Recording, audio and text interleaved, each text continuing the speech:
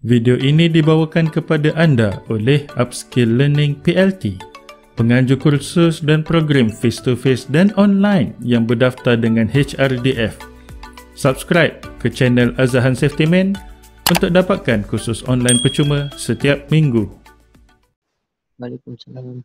Selamat malam, segara hari, salam Jumaat. Hari ini harap anda awal-awal lah lagi, dah beratur pukul 12 saya dah boleh terus lari lepas pada sesi ni. Apa khabar semua? Dah makan kan? Kita dah dengan norma baru ni, duduk di hadapan skrin. Alhamdulillah. Santai-santai kita. So, kita mulakanlah topik kita hari ni yang nak dikongsikan adalah berkenaan dengan Jishibo. Saya sedang membuat satu penulisan, jadi bukanlah pernah belajar di sana. Jadi bila terbaca dan terasa macam menarik perkara ni untuk dikongsikan, jadi saya kongsikanlah dalam jangka masa yang amat sikit. Ini harap adalah buah-buah yang boleh dibawa setelah habis sesi ini. Boleh tuan-tuan bolehlah menyampuk kalau tak ada lagi background belakang, kalau tidak tengah discussion, jadi bolehlah sambil-sambil tu jangan saya sajalah yang berborak-borak ni. Kita sama-sama lah selit-selitkan, mungkin thumbs up ke, kalau saya tak nampak thumbs up kalian, kalian angkat tangan ataupun cakap lah okey ke, setidaknya saya masih bersama, terasa seperti di alam nyata lah. Saya ini adalah norma baru ni. Okey, why ni semua, itu pun respon dan saya tak tahu lah why tu macam soal ke apa. Itu kena adapt lah norma baru. Kita seterusnya. Jadi kalau animation slide ni bergantung pada internet kan, adakah animation pergerakan tadi tu tuan-tuan semua nampak? Lag. Itu dia internet punya problem. Antara satu masalahnya adalah internet lah. Clear suara, saya dah ada mic. Kalau saya punya animation tu tak berapa nak support, dia akan jadi lambat dekat belah sana ke, dia dah tak nampak lah dia punya pergerakan. Baik, nama saya Muhammad Zairul Anwar. Panggil aje lah nama dengan panggilan Anwar. Sekarang ni saya bersama attach dengan Universiti Teknologi Malaysia, melanjutkan kajian saya berkenaan dengan NATEC. Jadi apa benda, jelas bagus. Apakah itu NATEC? Secara ringkasnya, Na dan TEC. Kita maklum bahawa ada dua jenis bencana. Natural risk atau natural disaster, bencana alam. Technological disaster, bencana manusia, man-made.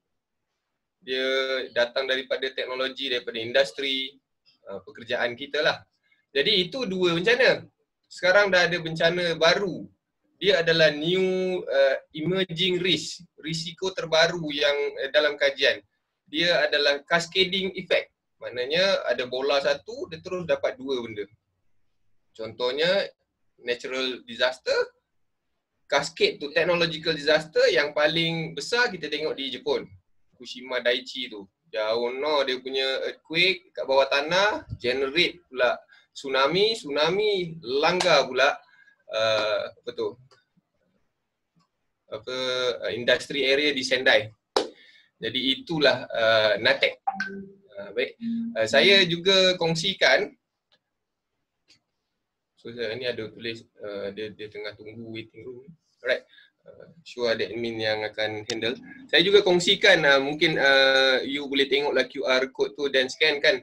Dia adalah satu PDF yang dikongsi ketika PKP yang lepas, berkenaan dengan macam mana kita nak buat risk communicate dengan hebat lagi lah. Ini adalah international standard. Just a quick read, mungkin boleh digunakan di tapak anda. Saya tak pasti berada bersama saya ni adalah HSC practitioners ataupun mungkin bukan HSC, dia separuh-separuh HSC dan mungkin management atau managerial level.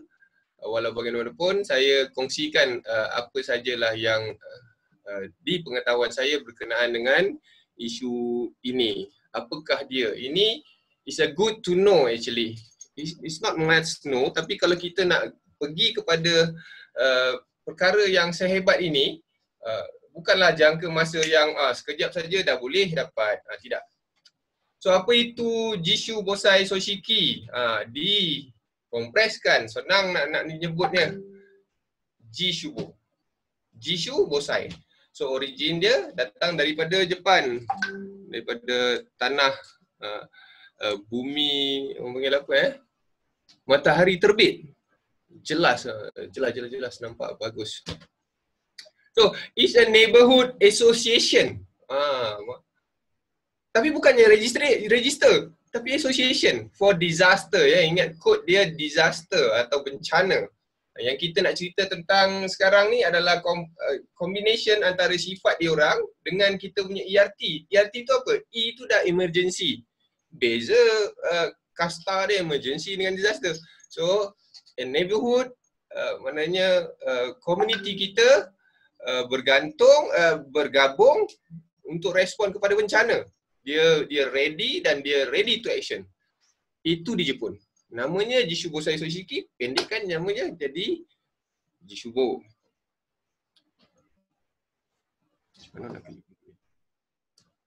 So reference-nya ada dekat situ, kita boleh tengok bajet lah, dia keluarkan spesifik untuk Jishubo ni dia. Tapi kalau kita tengok literature lain, banyak juga menyentuh tentang kesiapsiagaan masyarakat di satu dunia. Cuma yang dia dan rakan-rakannya, researcher ini, dia sentuh pada Jepun punya. Dan secara tidak langsung dia ada juga bukan condemn lah dalam erti kata akademik ni, dia macam menceritakan bahawa yang lain punya konsep beza daripada dia. Yang lain terima duit untuk bergerak, yang dia ni tak terima duit, dia bergerak macam mana. Yang tu diterangkan, yang saya baca sampai saya rasa wow, impress saya dengan diorang ni. Bagaimana kita nak bawa pergi sini, tetapi kita nak jadikan masyarakat. Wah, nak jadikan sampai level masyarakat, rakan-rakan, tuan-tuan. Sedangkan tempat kerja kita pun tak ready untuk emergency. Saya cakap ni persepsi ataupun daripada pandangan saya, adakah rakan-rakan lain nak agree yang kita di tempat kerja pun belum ready untuk emergency? Kau sangkut-sangkut. Yang tak sangkut tu dengarlah saya cakap kan. Setuju tak? Kita dekat tempat kerja yang kita tahu risiko kita, tapi kita tak ready to respond. Bagaimana kita nak jadikan masyarakat kita hebat? Ready to respond. Ready to respond in context of big event tau. Disaster. So kita balik ambil apa sebenarnya Jishubo tu, adaptasikan dia punya jiwa, dia punya culture, jadikan dia dekat dalam ERT kita. Boleh tak benda tu? Jadi saya nampak sikit-sikit ni benda kalau kita ambil, kita letak, instillkan benda ni dalam kita punya ERT, betul. Itu dekat tempat kerja tau. Yang mana kau dibayar. Ini discussion Kita dibayar tau. Bagi you mungkin allowance untuk jadi ERT, atau mungkin tak ada allowance, tapi kau kerja dengan kita, kau jadi ERT, tapi tak boleh nak perform. Bayangkan yang mana di masyarakat yang tak ada dibayar. Jishubo ni tak dibayar. Jishubo ni nanti kita tengok levelnya apa. Okay, kita kalau di Malaysia, diorang ada Conakai dia panggil. Kita ada MPKK. Majlis Pengurusan Komuniti Kampung. Mana you masuk kat dalam majlis, ada pengurusi bagai. Okay, kalau ada pengurusi, mana benda di bawah MPKK, dia adalah pergerakan daripada kerajaan sendiri. Sama macam Conakai. Tapi Jishubo di mana? Jishubo di bawah. Dia di bawah Conakai. Dia sendiri tau. Dia konsepnya konsep macam volunteer basis. Konsep dia adalah konsep macam autonomous. Kau masuk dalam satu penempatan ini, aku terpanggil, minta maaf saya cakap kau ni mungkin kita akan lagi akrab lah kononnya. Tapi tak nampak pro kan. Kita akan terpanggil. Dia rasa dirinya terpanggil untuk bersama dengan satu komuniti kelompok yang dia akan jadi sukarela. Adakah MPKK kita sukarela? MPKK kita dipanggil, mungkin ada allowance, saya tak tahu. Raise hand nak bertanya ke ni?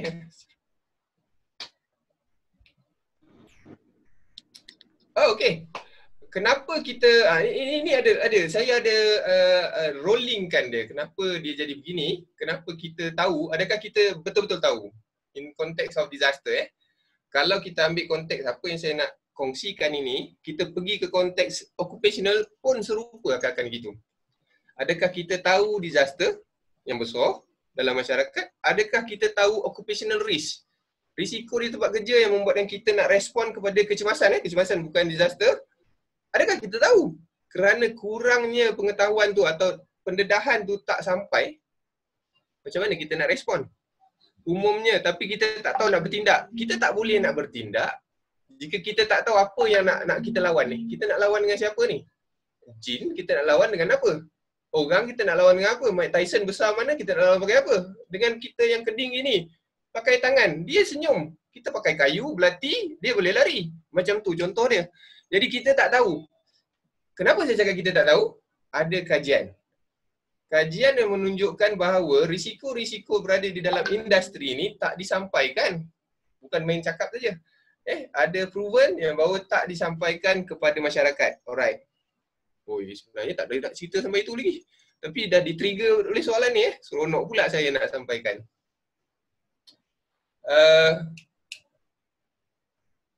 Dia kata apa di dalam SIMA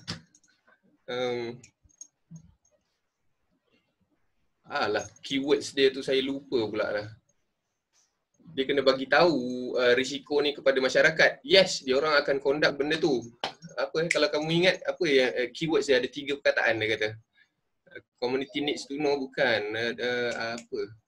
Jadi dalam itu kajian itu yang diorang cakap, bila sesuatu agensi, bukan agensi, organisasi membuat persembahan ataupun membuat pembentangan kepada masyarakat setempat, dia hanya memanggil beberapa key stakeholders. Dia panggil ketua kampung, Bilal, okey. Adakah itu mencukupi untuk nak memberitahu seluruh masyarakat bahawa sebelah kau ni 5 km ni bila meletup, gas beracun akan sampai? Tak. Itulah yang dibuat kajian bahawa info tu tak sampai. Bila disampaikan kepada stakeholders tu, sebagai contoh dia sampaikan kepada ketua kampung, adakah ketua kampung tu sampaikan kepada ahlinya ataupun anak beranak dia dalam satu bumbung? Itulah yang disampaikan atau dikaji yang ada proven kata tidak menyeluruh. Now, bila tidak menyeluruh, macam mana kita nak respon? Kita pun tak tahu. Bila kita tak tahu, kita akan tunggu depan TV, government apa nak kena buat ni? Tolong. Kecuali kita ni OSH practitioners. OSH practitioners dia tahu apa benda nak respon. Secara tidak langsung lah walaupun tidak menyeluruh ya. Flow kita. Saya janji benda ni untuk 1 jam. Tapi tengoklah dia mungkin ada melarat atau dia mungkin ada cepat lah. Okay, apa benda yang kita nak cakap sekarang ni? Context of Jushuko. Why must apply? Saya rasa ini adalah bukan problem statement kita punya soalan lah. Trigger soalan kita tu kenapa kita nak apply benda ni. Kita nampak dia punya positive impact, positive side tu, itulah yang sebenarnya. Where are we stand, itu adalah introduction yang kita nak cakap lah. Mungkin saya punya dapatan kata kita ni belum lagi menyeluruh, bersiap siaga bam jadi apa-apa, terus kita boleh bertindak berdasarkan pengalaman yang ada. Bukan pengalaman saya, pengalaman Malaysia in the whole context yang ada, mereka tak boleh buat. Itu adalah pegangan kita. And are we ready? Ini kita kena tanya ramai-ramai, tanya pada diri saya sendiri, tanya kepada ERT kalian. Ketika saya buat master, saya dah buat questionnaire ni kepada seluruh dalam satu persidangan di utara. Saya ada buat soalan saya ni kepada all HCC practitioners. Now sekarang depan saya difahamkan ada team emergency response team. Baik. Are we ready? Sekarang kita tanya, are we ready in the office? Yes, you are ready in the office. Kalau kata kamu dah ready with all the team equipment, all the manpower, material, methods ni semua, the resources, balik ke rumah, are we ready at home? Itu soalan besar dia tu. In the whole context, daripada HSC practitioners, kamu sebagai ERT, kamu sebagai OSH safety manager, bawa masuk ke rumah, balik bawa ERT punya culture tu, are we ready? soal diri sendiri yang mana ERT ni, kamu ada fire extinguisher tak di rumah? Jawab dalam hati. Ada first aid kit tak di rumah? Kita selalu semak emergency phone number di office. Emergency phone number tu ada tak di rumah dipaparkan? Kenapa nak dipaparkan? Ini semua yang saya cakap ni semua, benda ni dah dilakukan di negara-negara yang dah membangun. In fact, dia orang ada buat drill. Surprisingly saya kalau cakap ni saya macam teruja. Kita buat drill di tempat kerja. Dia orang dah buat drill. Bagus kalau ada. Saya suka kalau dijawab ada kerana kita hebat di tempat kerja. Kita bawa kehebatan kita tu di rumah, change the culture in the whole kita punya apa tu atap ni. Whole kita punya rumah dululah sebelum kita pergi ke neighborhood kita ataupun kita punya apa tu jiran. Dia ada drill tau. Dia mengajar macam mana anak dia nak lari Kita kira 5 saat ayah nak kamu pergi kat kereta tu, tepuk kereta tu atau pokok tu pokok. Ada benda dia, video pun ada dan video tu saya pernah share. Mana hebatnya mereka tu. Benda tu nak dibawa ke sini, apa halangan dia? Apa gaps? Okay. Itu jauh lah perbincangan dia lagi So kalau kita nak bincang ni, kita bincang application to the workplace, kita nak jadikan Jishubo tu sebagai kita punya mirror and not a whole context. Kita ambil dia sikit-sikit, macam mana kita nak pilih orang, kenapa orang tu boleh menjadi, kenapa orang tu boleh jadi dia pergi meeting Jishubo ni sendiri. Tak payah nak disuapkan dengan meeting Mihun, meeting Karipap. Dia memang datang. Kenapa dia datang? Dalam paper tu dia tunjuk, dia beritahu kenapa aku datang. Saya baca, alamak, kerana ini dia datang tau. Itu wow factor tu nanti slide berikutnya.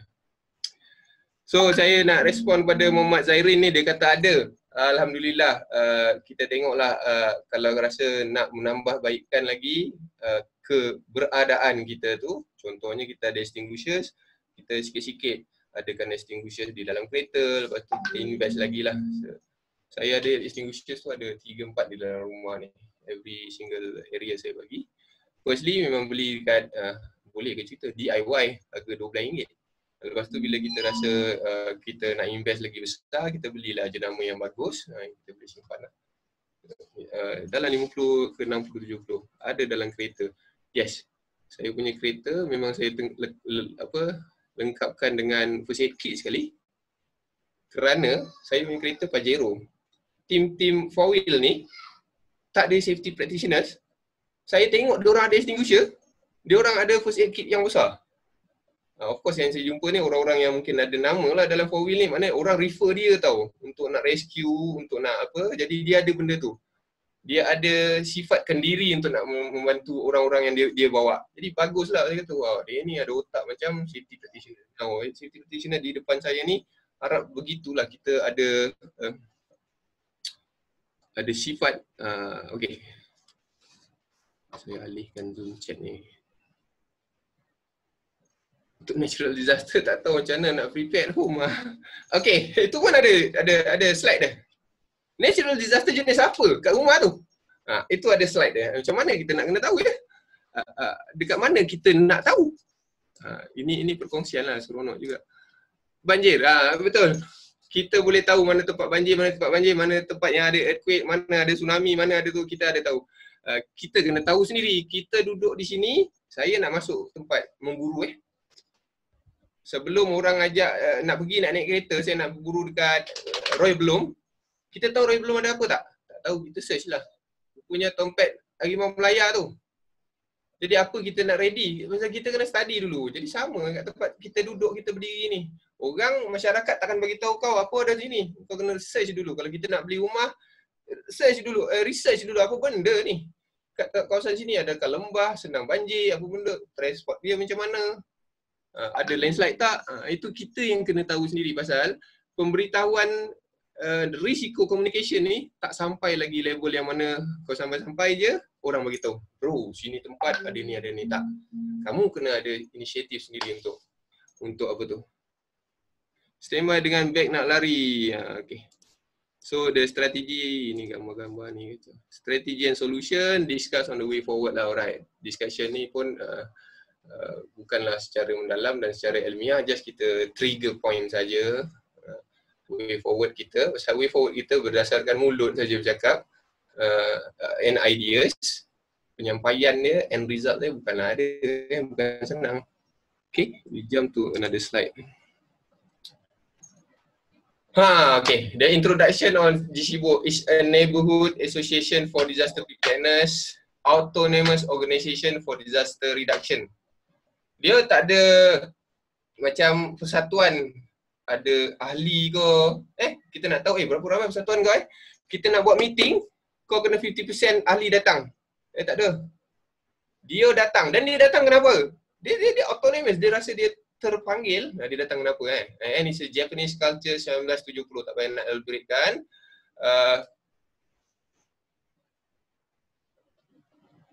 Budaya GSIBO Jepun bukan masyarakat tempatan inform keadaan sekitar ke? Ya, betul lah. Mereka mendapat informasi itu, mereka sampaikan kepada orang yang tak aktif. Sebagai contoh, orang tua. Sebagai contoh, orang OKU yang tak nak ke depan. So orang-orang begini yang diorang ada datanya, diorang sampaikan ilmunya. Orang-orang begini yang diorang ada data bila emergency, diorang rescue-nya. Okay, apa itu GSIBO dan apa dia buat? Dalam keadaan aman. Dalam keadaan aman, benda ini kalau kita buat, kita adalah ERT team. Emergency Response Team lah. Kita adalah ERT ataupun kita adalah HSE, department yang run the ERP program. Emergency Response Preparedness. Organized disaster drill datang daripada GSIBO members. Educate resident. Patrol their residential area, maintain rescue. Okay, sebelum saya berpancaran di Iskandar Puteri, Johor ni.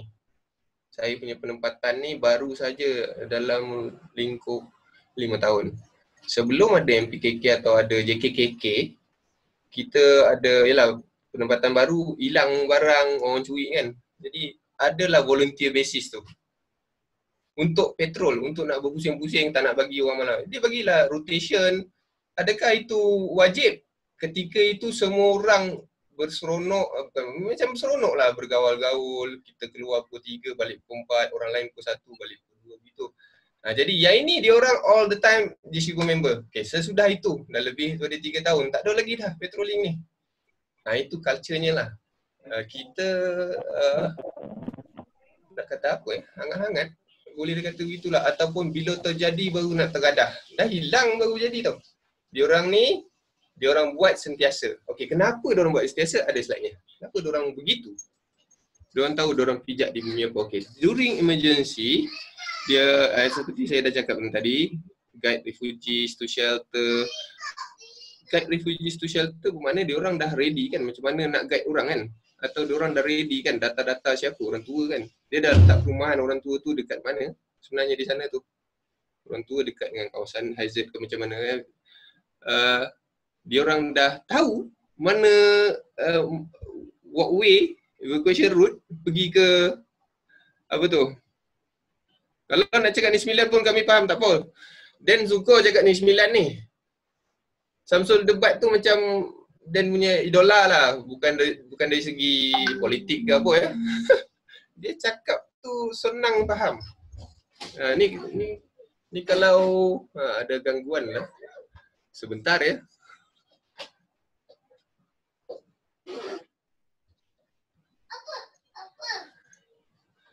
Okey.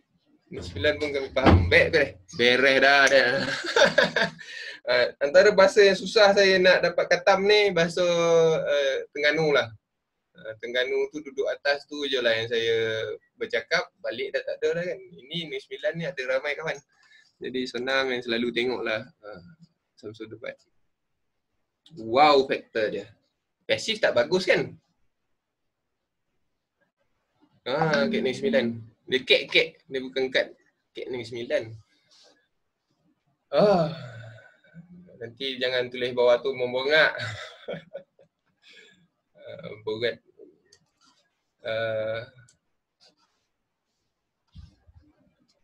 Baik. Wow faktornya. Dia tak aktif tapi dia pasif. Kalau dibaca begini kenapa kau datang dia terasa macam orang jemput dia, dia kena datang. To join the activities are not derived from their interest. Dia tak ada nak aku nak master, aku nak mahir dalam emergency atau disaster ni lah, aku kena datang. Tak ada. Dia terasa macam, aku dipanggil, aku kena hormat panggilan itu, aku kena datang. Kamu kawan-kawan panggil kan, aku punya anak ni kahwin, tolong datang. Yalah, kita nak datang tu, dia bukan minta duit kita, dia nak suruh meramaikan kan. Terpanggil dia, aku kena datang. Orang panggil dia ada training lah. Tak boleh, aku dah janji dengan orang ni, aku ada kenduri kahwin. Kita tolak training. Macam itulah perangai dia orang ni. Jadi kita ambil benda ni, kita bawa pergi ke kita punya ERT. Aku nak buat drill ni, aku nak brainstorming, aku tak nak syok sendiri nak buat senario ni. Incident action plan ni aku nak buat sendiri ke? Tak, aku nak panggil korang semua. Dia orang ada hati nak datang masuk, nak contribute something, siapa yang menghalang? Itulah kita punya gaps tu.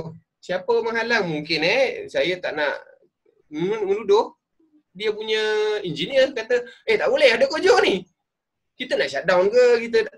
Kita ada banyak production nak kena ready. Jadi aku tak boleh letak kepala kau ni kat dalam ni. Panggil orang lain. Jadi culture begini nak sampaikan kepada kita punya industri bukanlah senang. Itu industri tau yang memang dibayar untuk nak bagi hebat emergency response team. Pergi ke rumah lagilah payah. Pasal bila kita suruh buat, tak naklah aku buat. Aku bukan ada gaji untuk buat benda ni kan. Itulah kepayahan yang timbul kalau kita nak ambil konteks, kita mirrorkan Jishibo ni kepada emergency response team. Ada factors. Staff tak cukup.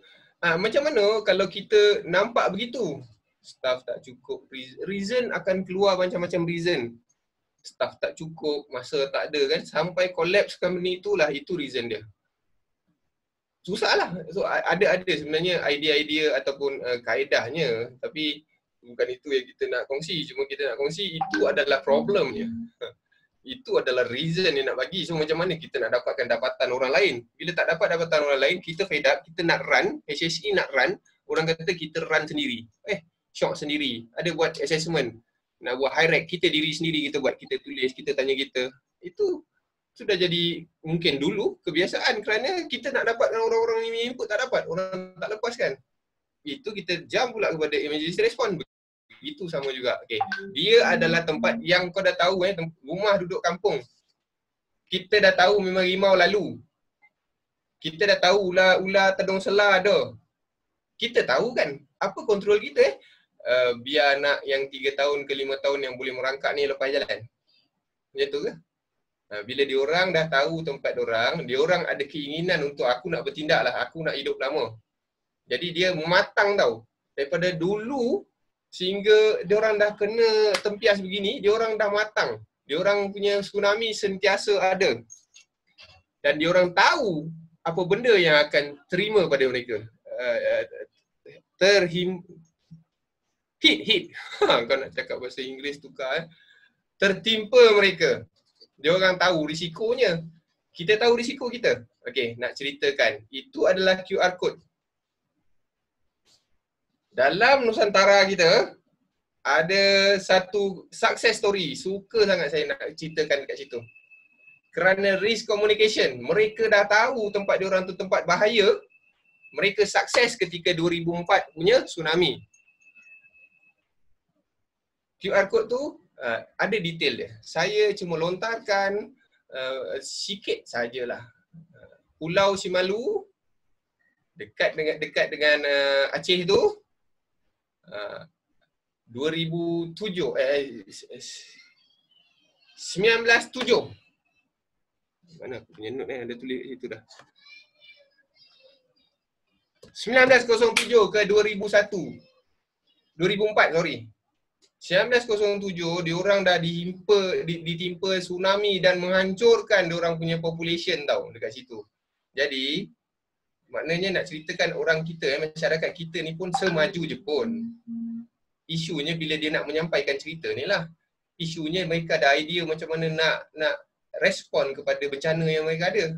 Kamu applykan benda ni kepada pekerjaan. Okay, apa jadi kat dia? Dia dah tahu orang mati 1907 ni ada tsunami. Dia buat gurindam bang. Dia buat nyanyian, dia buat syair. Dia menceritakan bagaimana kita nak respon. Dia kata jika berlaku gempa bumi. Dia buat nyanyian lah. Dia turunkan daripada generasi ke generasi. 1907 ke 2004 berapa generasi? 3 generasi tau. Dia buat nyanyian. Sebelum tidur, aku nyanyi pada anak-anak aku. Dengan 2004, dia ada 25,000 population, 7 orang je meninggal. Satu pulau tu. Pulau tu lah pulau terkena dulu tsunami. Macam mana dia buat? Risk communication. Apa risk communication dia buat? Nyanyian. Waktu bila dia buat? Waktu jumpa anak-anak, nak tidur anak-anak, dia buat gitu. Bagaimana hebatnya orang kita. Dia kerana apa? Know the risk. Kamu tahu risiko tu dah jadi pasal dah pernah terkena. Okey, cycle untuk tsunami ni sebenarnya jadi kat Indon setiap 100 tahun. Memang pernah jadi. Ada researchnya. Sebelum 1907 torat 100 dah pernah jadi. Tapi population dulu mungkin tak ramai orang duduk. Sekarang dah ramai orang duduk. 1907 hancur, ramai orang mati. Dia bagi tahu pula kepada okey, kita pergi subjek ni. Dia dah tahu, dia bagi tahu kepada anak cucu cicit dia success story sampai 2-3 paper, 2-3 kajian orang pergi kat situ nak tahu betul ke tak ni. Kerana culture masyarakat lama, orang asli punya cara kau selamat bencana. Maknanya kita boleh ambilkan sebenarnya kaedah respon bencana, respon kecemasan daripada cara-cara orang dulu fikir. Orang dulu buat apa? Apa yang kita boleh ambil daripada situ? Risk communication. Risk communication kita ada tak di tempat kerja kita? Satu lingkup yang kecil. Risk communication kita ada tak di negara kita? Ada tak kita memberitahu, oi kawasan sini adalah kawasan bahaya? Ambil contoh satu je. Ada tak kita bagi tahu Malaysia in konteks ni bagi tahu asbestos tu bahaya? HSC practitioners je tahu. Baru-baru ni baru keluar statement daripada KKM, kita ada asbestos punya atap, jika kita pecahkan atau kita renovate, benda tu bahaya. Sekecil-kecil asbestos masuk 30 tahun boleh kena bara. Kau bagi tahu sekarang, asbestos tu syarikat-syarikat besar yang dah bawa masuk banyak-banyak ni nak jual ke tak? Mesti nak jual. Ini saya punya pandangan kerana ada yang nak jual tu, yang kerana itulah yang disinformation tu terpaksa diselindungkan. Ini saya punya statement. Saya tak menuduh, saya punya fikiran begitu. Okay, now, benda-benda yang nakal atau jahat-jahat gini, kita biarkan. Kerana itulah kita tak ready to respond. Kita tak ready to safety. Sebagai contoh lagi satu, kamu suruh kita pakai PPE. Safety belt. Kenapa bagi jual yang device untuk letak kat safety belt tu, yang jangan bagi bunyi? Kenapa kau bagi jual? Tujuan apa bagi jual? Supaya orang tak payah pakai safety belt, benda tu bising, diam. Betul tak? Kau bagi jual benda tu, encourage kepada orang tak payah pakai safety belt. Tapi bila orang tak pakai safety belt, marah, saman. Kenapa tak go deep? Macam itu adalah culture kita. Kita kena adapt kerana itu adalah benda yang besar untuk kita yang sekelumit ini nak tukarkan amatlah susah. So kita buatlah kita punya industri kita, masyarakat kita, budak-budak kita, pekerja kita kita punya keluarga kita. Baik.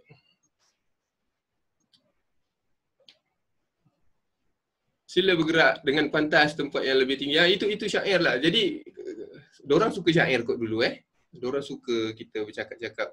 Masa Melayu baku lama cakap pun nak kena ada tonasi ke mana tahu. Jadi ada kaedah-kaedah ni, okay, now kita gunakan itu, jadikan as a risk communication kepada pekerja kita. Suruh dia cipta lagu. Cipta lagu macam mana? Bagi hadiah bila kau cipta lagu. Perform. Berkenaan dengan risk. Itu semua idea-idea yang kita boleh fikirkan. Kita rollkan dengan info yang kita ada. Itulah. Alright. Sekarang 2015 ke 2030.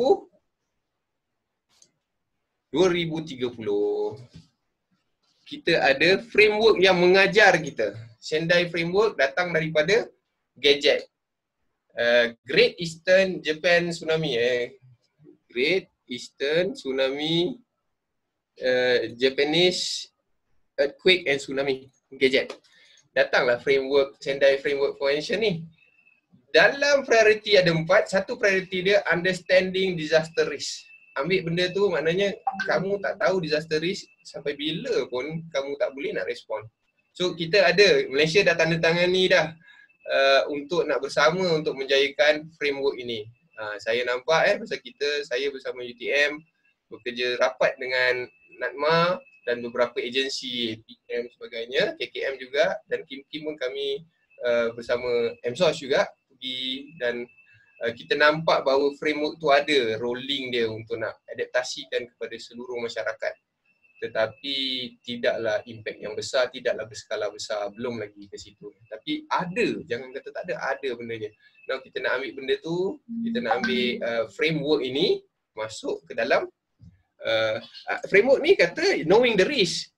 Tetapi GCBO dah tahu the risk because dia live in the nation disaster prone. Kita ambil benda-benda yang bagus ni apply kepada kita punya industri. Yang ini bagus. Tak kena maka tak cinta. Connect Dan, nak minum lagi kejap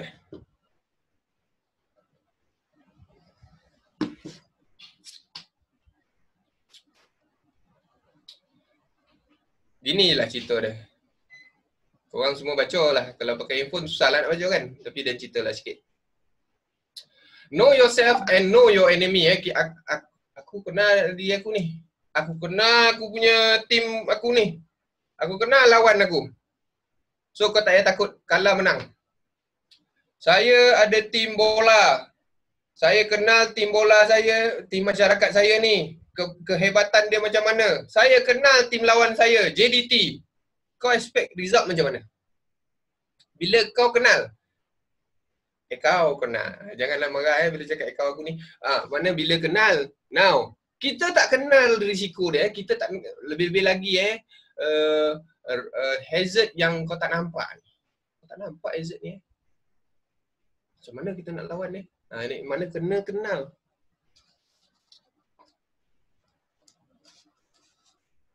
Tapi bila kita kenal diri kita, kita tak kenal orang lain. Macam mana tu? Kita kenal diri kita, main petik je. Jom lawan bola. Main snooker ni, kita kenal lah kita punya. Masuk tempat kerja baru. Dulu sebab tempat kerja saya tu, snooker table tu ada kat level 3 tau. Dekat apa tu, PMO tu. Kompleks operasi Petronas tu ada snooker kat atas. Betul-betul sebelah sesi department tu. Mengular memang dah kena kantoi lah kan. Bos-bos buka pintu nampak tengah menunjal. Lepas tu dah kena lah warning. Bukan warning kepada saya lah. Warning kepada ramai letak paparan kena main waktu petang lah. Kita masuk kerja, tak kenal orang lain, tahu kita ni skill macam mana, ajak lawan. Macam mana tu? Chances winning and losing are equal. Kau tak kenal. Dia tak kenal kita tak kenal dia. Kadang-kadang kita main bola pun, placing pun, wayang-wayangkan nak suruh nak tengok dia punya skill tahap mana. Dia boleh tarik bola, potong bola belah kanan ke placing bola tu. Begitu katanya. Sekarang ni, kau tak kenal diri sendiri, tak kenal tim sendiri dan tak kenal lagi apa hazard kita nak respon. Macam mana kita nak respon kita punya. Ada 5-6 orang emergency respon team yang seorang by seorang kamu tak kenal. Dia ni macam mana? Dia ni takut darah. Yang dia ni takut tempat tinggi. Tak kenal. Tak kenal kita, tak kenal diri sendiri. Nak suruh lawan ataupun nak suruh rescue kecemasan orang tergantung kat atas. Tak bergerak kawan tu sebab dia takut tempat tinggi. Sebagai contoh. Ini contoh ni. Mana reference dia? Sun Tzu. Sun Tzu ni siapa? Sun Tzu ni dah menang banyak kali dah. Perang. Dia gunakan teknik ini. Teknik yang simple. Bacaannya ringkas saja.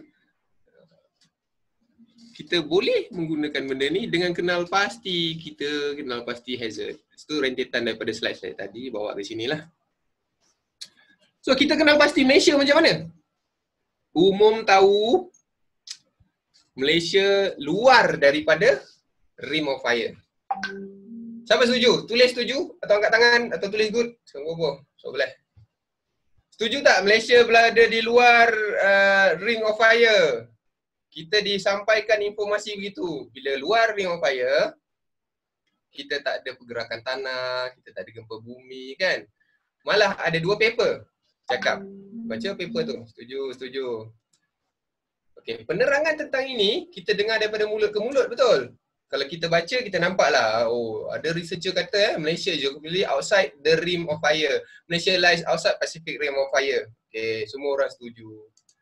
Benda ni dapat tahu, ini adalah rim of fire-nya. Bukan next tak pasti lagi. Ini sekarang semua tengok slide ini. Japan dekat mana? Okay, Japan aku tahu aku duduk dekat dengan ring of fire. Memang banyak benar dia punya pasal ring of fire ni puncur-puncur pergerakan tanah yang jadikan dia gunung berapi pakai kan. Jadi Malaysia Japan ni ready. Betul ke? Isunya betul ke kita ni luar daripada ring of fire? Baca kat situ. 3 Asian countries lies directly on the path. Di bawah kita dah ni, ring of fire tu. Macam-macam lah boleh jadi. Gempa bumi jadi. 2016. Kan? Habis berapa belas orang yang dekat tu. Orang Singapura kena yang dekat Gunung Kinabalu. Dekat Malaysia ada tak? Ada sesar aktifnya. Janda yang kita kata baik. Sebenarnya bawah tu tak baik. Bahaya tak adalah. Dia punya pergerakan tu ada setahun berapa banyak. Jadi itu adalah sesar aktif. Maknanya informasi ni kalau kita tak bertanya ataupun kalau kita tak membaca, dapat tak masyarakat tahu? Isunya itu. That is risk communication. You tak instill informasi ni. Konon-kononnya aku bagi kau info lebih-lebih. Kau kalut ataupun kau cuak, menggelabah. Itu dulu punya fikiran lah. Bagi tahu je.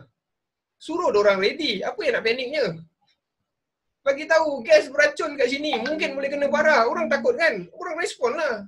Kau takut bila kau bagi tahu gas nanti beracun, orang kena bara, orang marah kau balik. Begitu. Minta maaf lah, itu persepsi saya lah.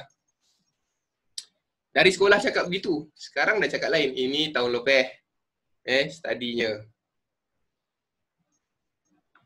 So, paper belum lagi ada.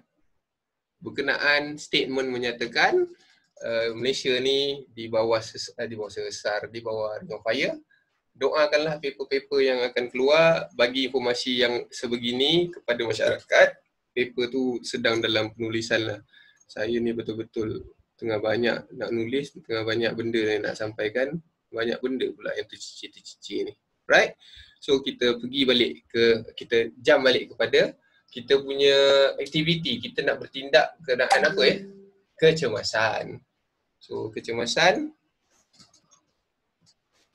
ada pula level-levelnya. Bertindak tentang apa? Kecemasan kita,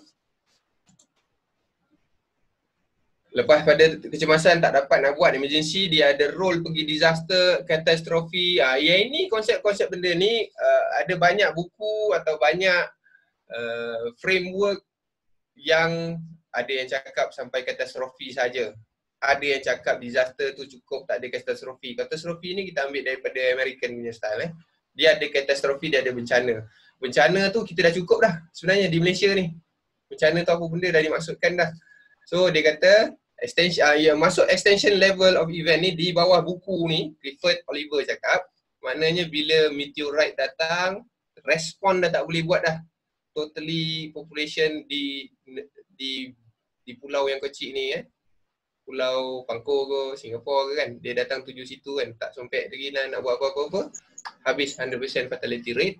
Itu ceritanya on the meaning of extension level of event. So sekarang kita nak fokus kepada mana? Emergency. Apa itu emergency? Korang tahu tak emergency yang boleh jadi di tempat kerja tu? Senaraikan banyak emergency level. That is knowing the risk. Knowing the scenario yang akan jadi. Macam mana nak buat benda tu? Bila kamu senario pun tak ada, di masyarakat lah kalau di tempat kerja pun begitu kak. Kita semua tak tahu senario apa yang nak jadi Kita tak ada buat training atau brainstorming untuk nak dapatkan senario on emergency bukan disaster. ERT is emergency response team. So enough on that. Okay, saya nak mencerangkan bahawa kita ada 3 level of type of disaster: natural disaster, technological disaster, and then NATEC, data NATEC. Natural kita tahu, kita memang prone kepada banjir. kita prone kepada banjir dan landslide, hujan lebat, dan kita kadang-kadang dulu kala setiap tahun dah memang jadi lumrahnya kita kena haze, jerebu. Jerebu adalah bencana bersifatkan manusia atau bencana alam semula jadilah kerana panas, dia terbakar, datang jerebu, atau kerana orang bakar sendiri. Itu. So dia punya hybrid ni antara natural dengan technological ni datang natek pernah jadi di Malaysia. Sebelum PKP lagi di apa nama tu, Negeri Sembilan. PD tu kan yang dikatakan disalahkan jahat. Dikatakan kilat adalah punca terbakarnya tank tu, betul? 2006. Siapa yang orang Pasir Gudang tahulah. Kilat juga punca. Jadi kilat adalah natural. Technological bila meletupnya tank Petronas ni 2 pagi 12 tengah malam saya buat interview ni, tanya dengan Shell punya attendance. Dia kata orang bayar duit, isi minyak tak ambil balance dia punya jam sampai ke Kota Tinggi. Mana Malaysia pernah ada jadi natek tak? Pernah. Okey, isu natek ni pernah diceritakan ke? Tak pernah pasal benda ni benda yang kecil. Tapi isu-isu disaster besar ni biasa diceritakan ke? Tidak. Jarang-jarang diceritakan. Sungai Kim. Bukan Kin. Dia Kim. Ataupun nama besar Kim tu adalah kimia. Sungai Kimia. Okay. Ada 2 paper orang ceritakan tentang Sungai Kim ni. Satu paper ceritakan tentang Sungai Kim. Sungai yang paling teruk di Malaysia pun terletak di Johor. Apa nama sungai besar? Apalah. Okay. Ini diceritakan ke? Atau dikongsikan bersama ke? Kejadian-kejadian yang technological ataupun mungkin kita boleh ambil iktibar kepada readiness kita sebagai emergency response, sebagai penggarap atau penggerak kepada emergency di tempat kerja kita. 1988 kita tak ada framework apa-apa untuk bertindak. Kita tak ada arahan 20 pun tak ada. Macam mana? Pada 1988 ada 2 aktiviti perayaan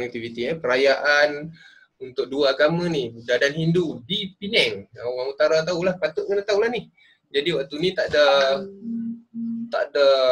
jambatan, no? Jadi dia pergi ke ferry. At one time kat ferry tu 10,000 orang berdiri kat situ. Bergegar jatuh, matilah orang 32 orang. Macam mana nak respon? Sungai Sengit. Orang membaca ni, saya membaca tapi tak ingat. Banyak benda nak ingat foto tu. Baik, Bright Sparkle ada cerita tak? Apa isu sebenarnya Bright Sparkle tu? Ada satu paper tu, bagus paper tu kerana dia transparent sangat. Dia cerita kerajaan salah, semua dia cerita paper tu. Saya tak tahu je lah, nak kongsikan lah boleh saya, sepatutnya dalam penutangan ni saya boleh tulis siapa bagi paper pun nama tajuk paper tu. Yes, dia ada ceritakan dia adalah buat dekat Tanah Aram, dah pernah banyak kali di Saman, banyak kali orang mati. Banyak kali orang mati terbakar sebenarnya kat situ, dan impact dia punya climax ni lah 22 orang. So 1991 pernah jadi. So OSHA datang 1994 kan. Pasal lepas daripada itu mungkin kita nampak keperluan untuk nak buatkan OSHA ni. Jadi 1996 baru datang SIMA. Baik. 1993 Highland Tower. Ini sebenarnya kita boleh membuat pemahaman bahawa benda ni ada rentetan dia dengan kita punya kesiapsiagaan. Dari segi kesiapsiagaan besar ataupun kesiapsiagaan kecil. So kita ada panduan untuk bersiap-siaga.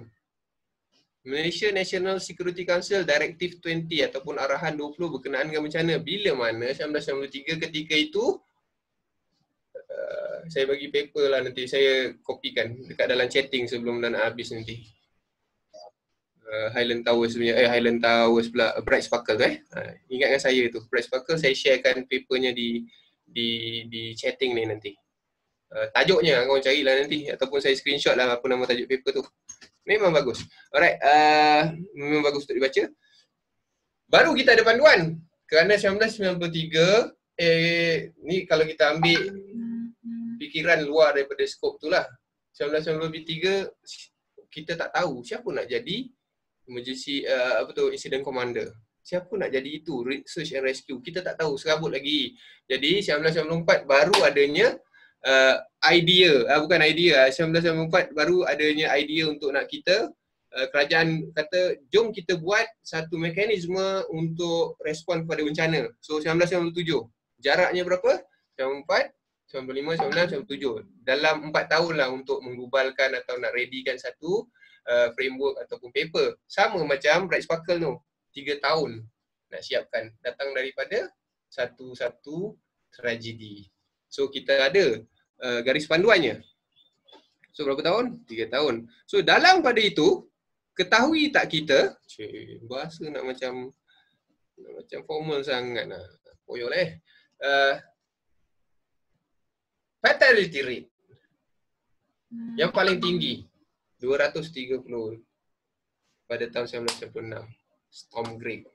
Jadi kena faham bahawa kejadian bencana ni sebenarnya datang daripada emergency sikit-sikit lah. Kalau kita ambil konteks daripada ni Bright Sparkle ni, ada bibit-bibit dia. Ada bibit-bibit dia yang boleh jadikan dia satu disaster, technological disaster. Saya kena sebelumkan ingat.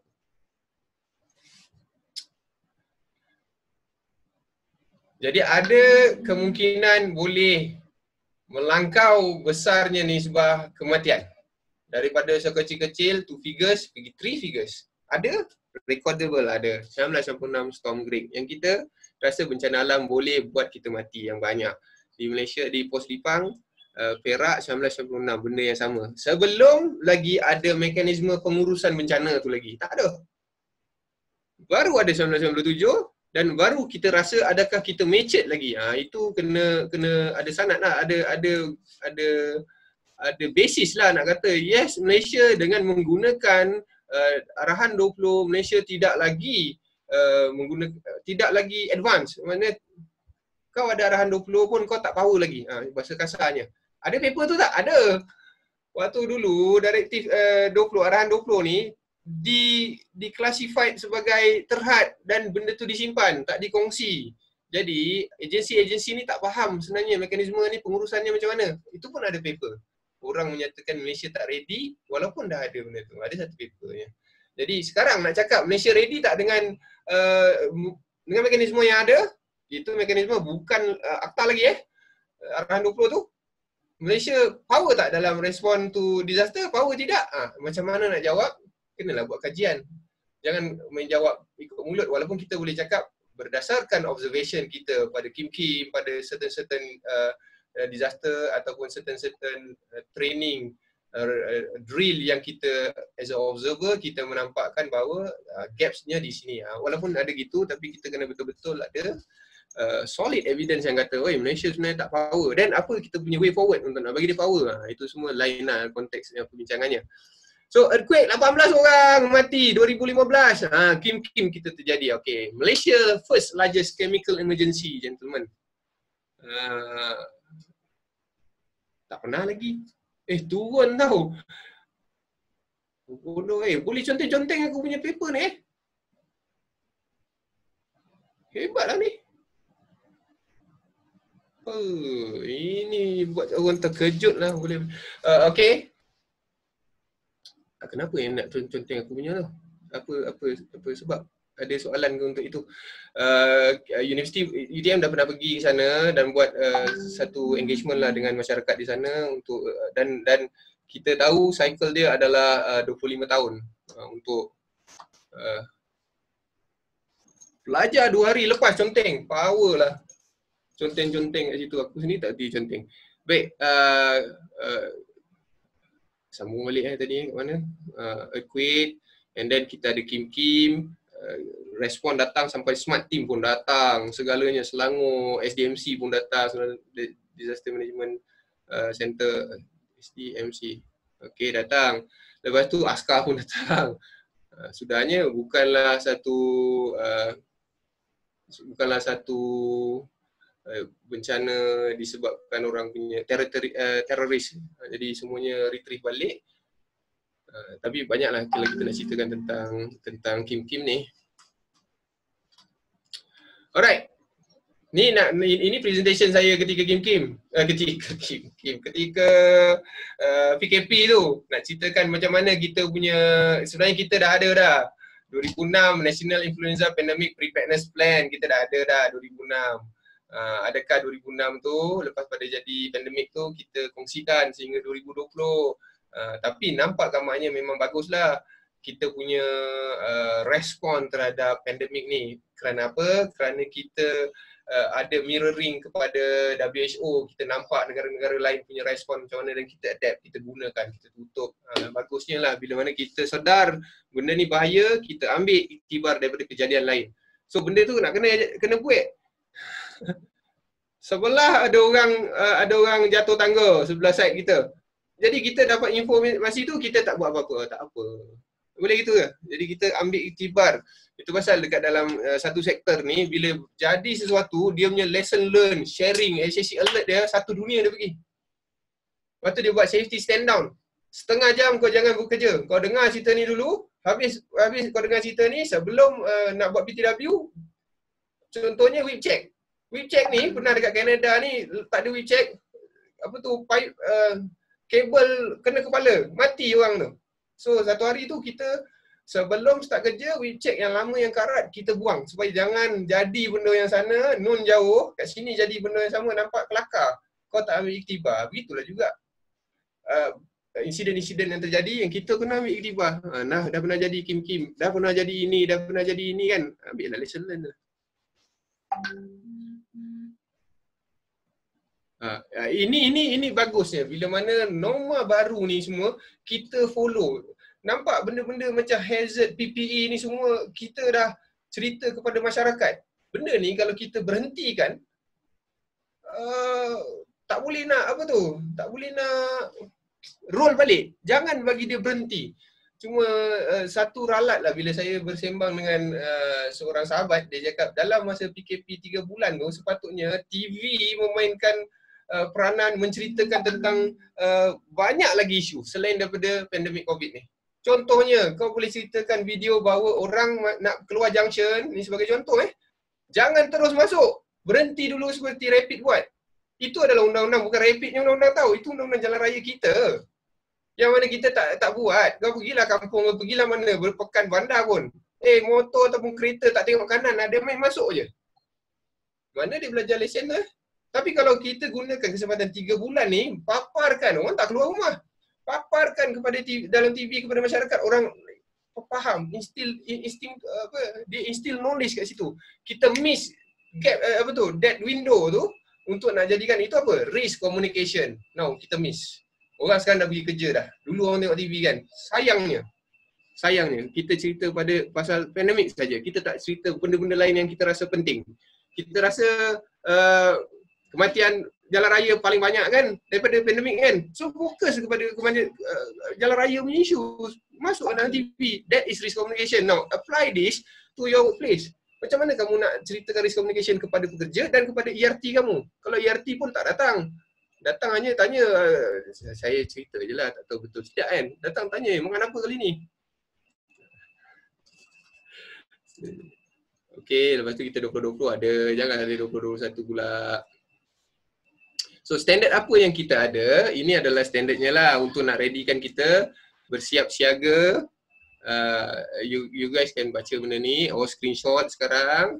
Ini adalah panduan kita untuk readykan kita kesiapsiagaan jenis apa, simah jenis apa. Dan kamu tahu sendiri kan, gas disperse nak buat apa, nak kena ada AFFF ke apa benda, kena ada. Which mean guidance dulu ada. Buatnya betul tidak? Information to public, ITP. Lupa saya, baru ingat. Nampak perkataan simah tu pun baru ingat. Okey, dalam simah ada ITP. Information to public. Public tahu ke? Kamu cari kamu punya kawan, saudara mara, pergi yang dekat Pasir Gudang lah sebagai contohnya. Tanya, bro, kilang X ni, apa risiko paling besar kalau dia pecah ni? Apa benda? Tak tahu pasal. Itulah. Guidance ada. apa? Dah pula aku tak tahu ayat dah. Tapi research pun ada, memang pengetahuan ini tak sampai ke akar umbi.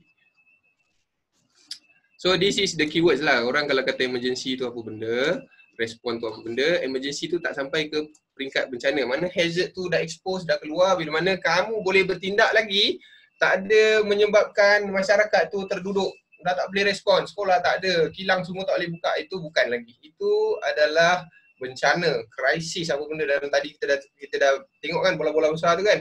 Ini adalah emergency, perkara kecil yang kamu sepatutnya boleh bertindak tanpa panggil orang luar. So apakah bendanya tu?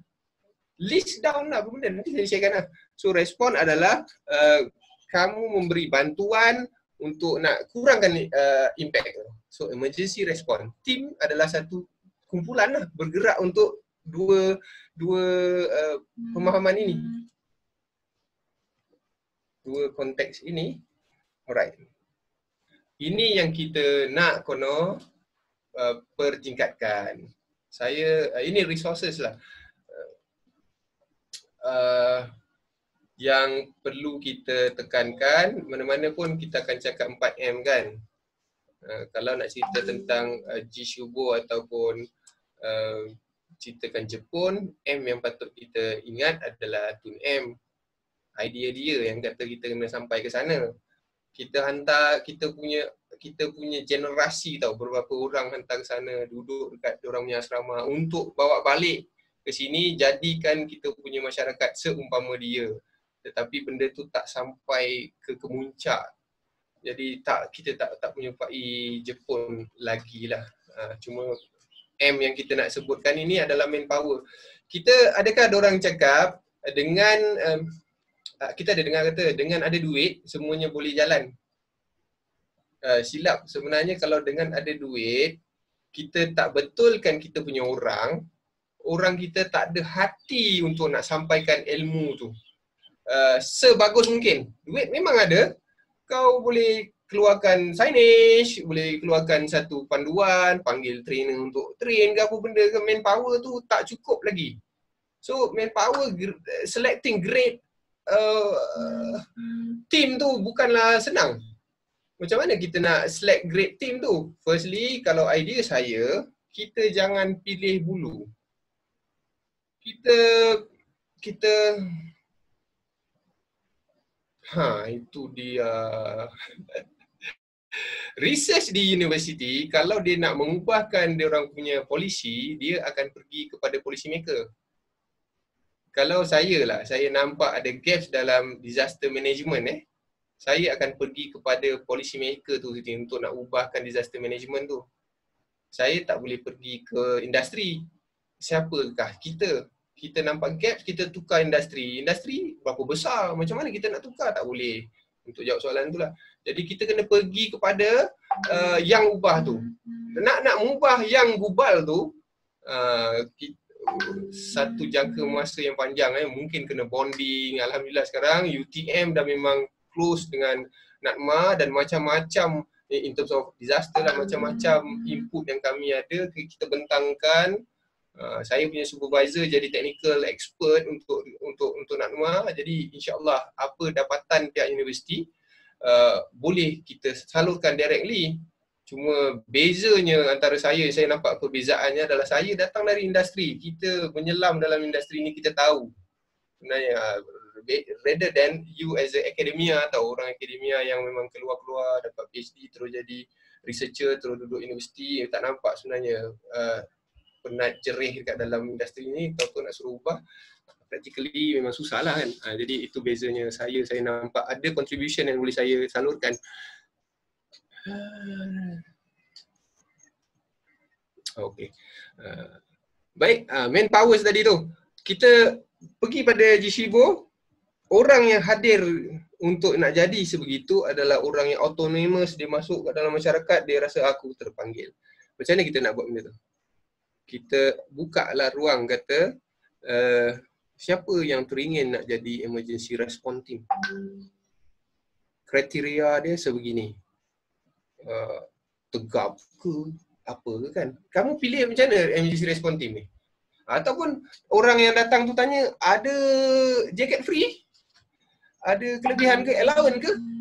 Begitulah kita bila disogokkan dengan pelincir. Jadi payahlah kita nak mencari orang.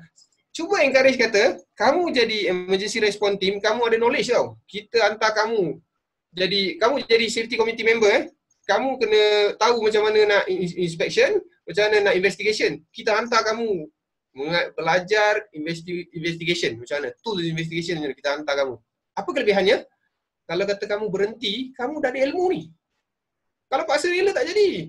Kamu kena letak benda ni. Kalau saya kata nak bercerita ketika cari gali ni tengah ada krisis harga rendah, kita punya department ni safety department bagi tahu kata safety officer atas laut tu kena jadi trainer.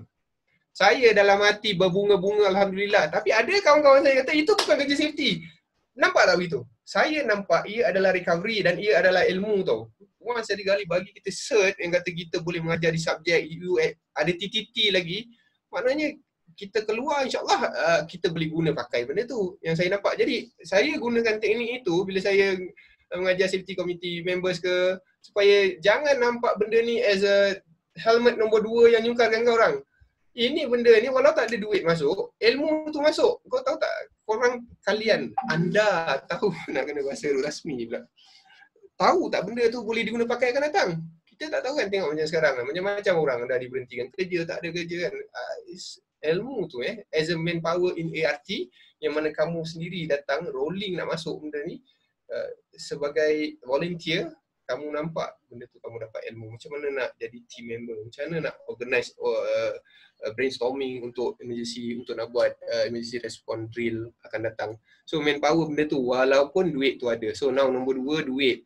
Kita tak nak pergilah lagi nombor-nombor yang lain ni, benda-benda yang lain. So this is the things that kena run benda ni. Ada semua benda, orang agree untuk nak buat drill. Drill harga berapa ringgit. Pasal kamu buat drill, kamu kacau masa tak? Okey, kalau itu sebagai metodnya, kalau mula-mula paksa rela, lama-lama jadi volunteer, betul. Kenapa saya cakap betul? Kita semayang paksa rela tak dulu? Paksa tau. Tak ada datang manusia ada datang tiba-tiba, wah kita hati betul-betul memang kata Nabi boleh. Kita datang dengan paksa tau.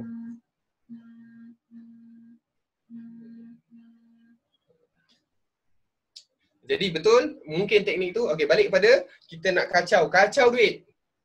So macam mana kita kacau duit? Buat drill tu kacau tak? Kacau. You kacau production tau, kacau duit orang lah. Marah tak orang? Tak marah, memang marah. Jadi macam mana nak jadi panduan? Okey, di dalam tempat lama saya, kita dah memang gazetkan setiap 2 bulan ada 1 hari drill. Jadi kita memang dah adapt lah, dah tahulah. Dalam seminggu ni, 2 minggu ni ada 1 hari ni memang drill. Drill akan jadi 2 jam. So lepas tu nak kena ada drill briefing, gerbak-gerbuk lah sebelum drill ada discussion. So bila ada panduan itu atau dah digazetkan daripada you punya manpower ataupun you punya boss di atas, maka mudahlah untuk kita kacau duit tu, kacau progress kita atau kacau kita punya operation.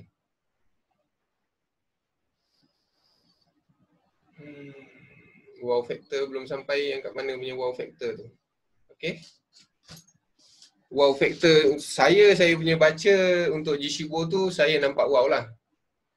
Tapi wow factor yang mana yang nak diterangkan tu saya tak tahulah kot. Baik, machine state of the art equipment. Baik, kalau kita kurangnya barang-barang untuk nak respon, katalah kita nak respon untuk orang jatuh, kita nak kena pakai stretcher sendiri kita tak ada. So these are the thing lah, 4M ni, material methods.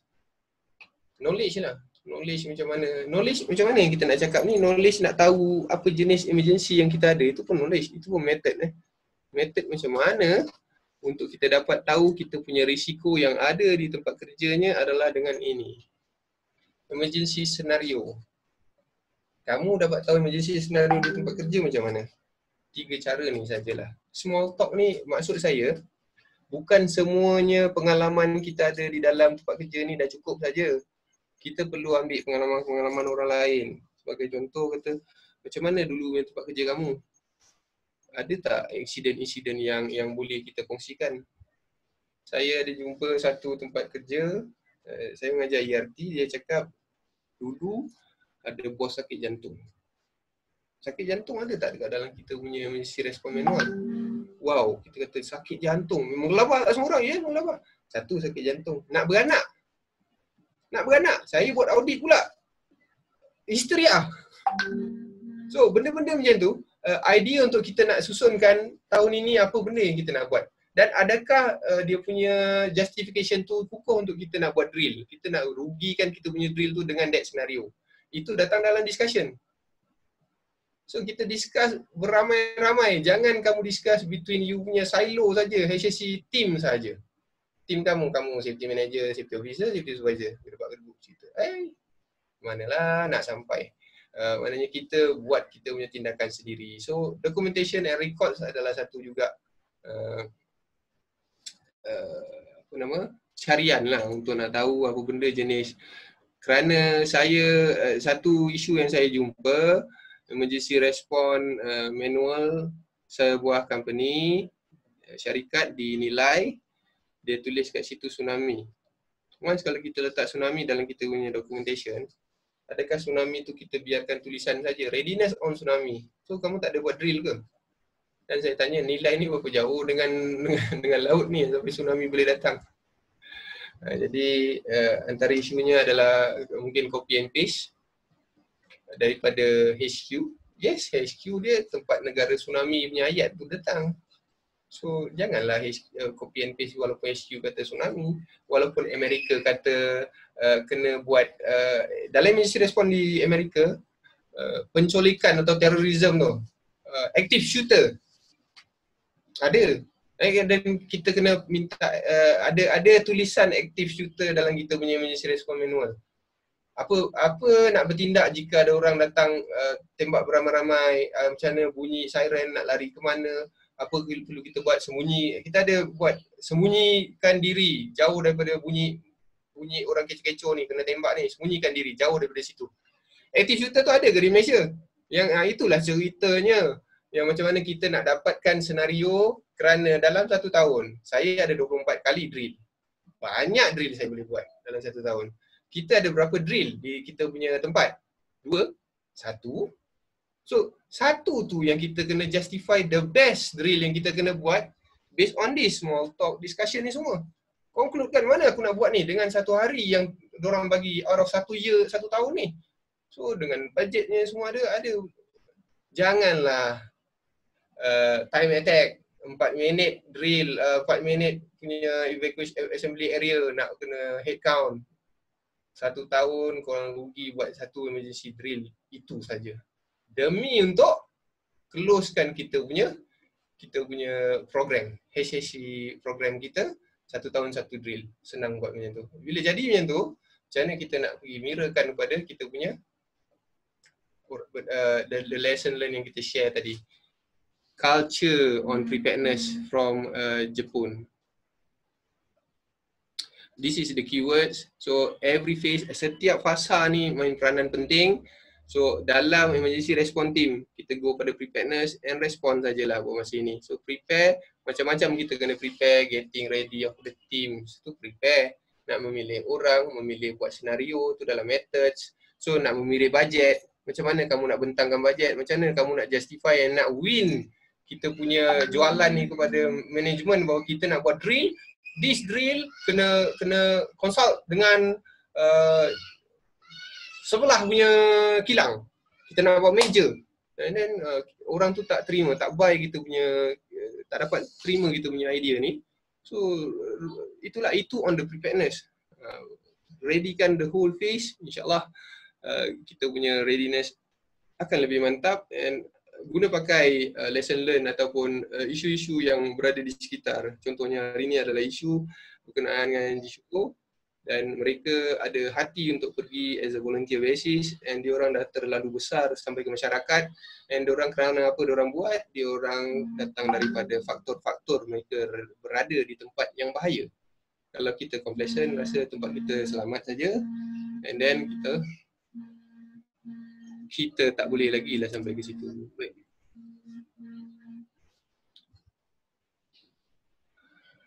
Okey, yang ini adalah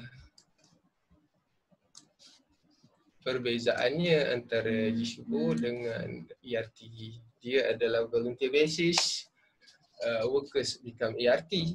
So macam mana kita nak jadikan dia volunteer basis, kita kena fikirkanlah, pilihkan mereka atas dasar mereka nak ilmu ke, pilih dan bila kita pilih, dia orang kena, sebagai tempat saya, kalau kita nak jadi breathing apparatus punya responder, janggut semua nak kena tak ada.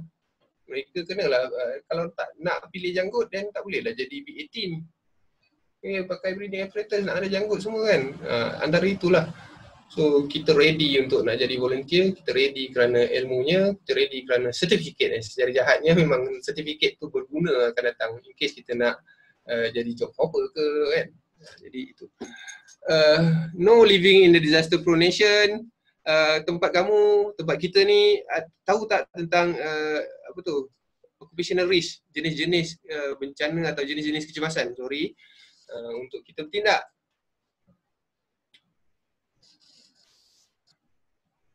So kita kena pilih emergency response kita, supply food and water, pula ERT supply food and water. Okay, ini adalah keyword yang saya nampak. Spirit of helping others and to be honored. Seperti tadi tu, jika anda dipanggil, mereka rasa terpanggil untuk datang. Ini adalah contoh lah untuk perkongsian yang tak seberapa ni. Sikit je lagi ini adalah contoh yang boleh kita guna pakai. Saya nampak benda ni boleh pergi di mana-mana industri sekalipun. Dia ada dua fasa, dua tim. Satu tim sebagai di dalam incident control room, dan satu tim is on scene, orang yang bertindak. Cuma kita pergi kepada basic yang ada adalah fire, search and rescue and first aider. Once kita guna satu modul sebegini, ini adalah datang daripada ICS, Incident Command System. InsyaAllah benda ni boleh diguna pakai bila berlaku bencana. Rolling dia bila escalate to the higher impact ataupun big event, dia akan senang berinteraksi, dia akan senang passing baton semua.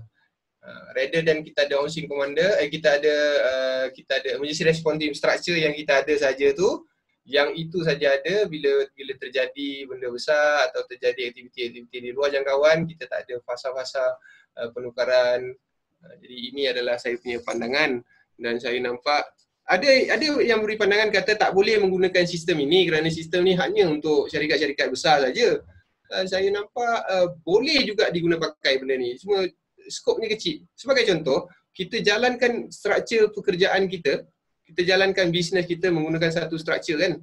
Struktur dia ada, ialah organisation structure, ada HR, ada account, ada apa lagi, operation, sama macam ini. Bermakna bila jadi kecemasan, struktur yang biru ni boleh bertindak kerana semua ada dalam tu.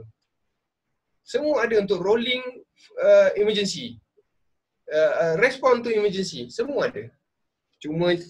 Cumanya syarikat besar tak payah letak legal officer. Begitulah. Okay, take home message. Saya nampak ia adalah best culture, cuma ia adalah best culture untuk masyarakat.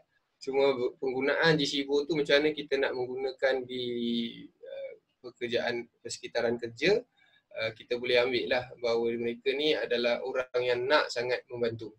So kita instilkan intipati hati bahawa engkau nak membantu, aku dah dalam HSE, memang kerja aku membantu. Kalau tidak kita tak marah lah kan orang yang tak pakai cermin keselamatan. Itu mata kau kan, tapi kita membantu dia, tolong pakai cermin mata ni sayang ni, nanti kau tak nampak, buta dah kan. Jadi untuk membantu, dia ada niat nak membantu. Kononnya mungkin, memang kononnya dia, kerana mungkin dia boleh dapatkan imbuhan-imbuhan, boleh guna untuk akhirat kelak nanti. So gunakan as a volunteer. Best culture Jepun tu kita adaptkan. So instill knowledge, penuh tak dengan kesiapsiagaan, ilmu kesiapsiagaan kecemasan di tempat kerja kita. Saya pernah buat drill di zaman saya bekerja juga, orang yang bukan berlari lah, orang yang respon pergi ke assembly point tu, jalan Lenggang Mak Limah bang. Jadi okey, dah nak habis. Jadi kalau kita nak apa, sorry nak semayang kan, betul. Saya dah ready dah. Angkat semayang terus jalan. So ilmunya, orangnya bertindak di jalan relax je. Macam mana? Dia tak nampak yang bahawa drill ni penting bila dah betul-betul jadi senario betul. Dia nampak, okay, culture of preparedness kita ambil negara luar. Kenapa dia prepare? Kenapa Shimilu Island tu prepare? Kerana dia tahu akan datang jadi kan. Adakah orang-orang kampung sana tahu lepas ni ada tsunami lagi? Tak tahu. Jadi dia tiap-tiap hari dia nyanyikan lagu Gurindam tu. So culture beginilah dekat sana-sana kita ambil kita gunakan. So resource how to choose ERT, remember Jishubo, ini adalah keyword saya to take home yang saya nampak. Kamu sendirilah buat dah. Kamu dah ambil note ke tidak. Jadi saya nampak benda ni adalah benda yang bagus. Saya kongsikan supaya kita semua dapat benda yang bagus. Kalau tak nampak yang Jishubo tu bagus, dan ada benda lain yang kamu nampak, dan terpulang. Saya rasa baguslah kalau kamu note. Kalau tak ada note, then kamu kena ingat lah. So personal response and response time, bila mana kita pilih orang yang betul. Pergi checkpoint sampai selfie lagi. Selfie, kalau sampai sana nak tunjukkan syarikat kita ni buat emergency response, bagus. Tapi janganlah menggunakan telefon tu sampai terjejasnya kita punya skrip emergency response tu. Terjatuhnya dia ke apa ke, dah kecoh kan dengan nak selfie ni ke. Okay.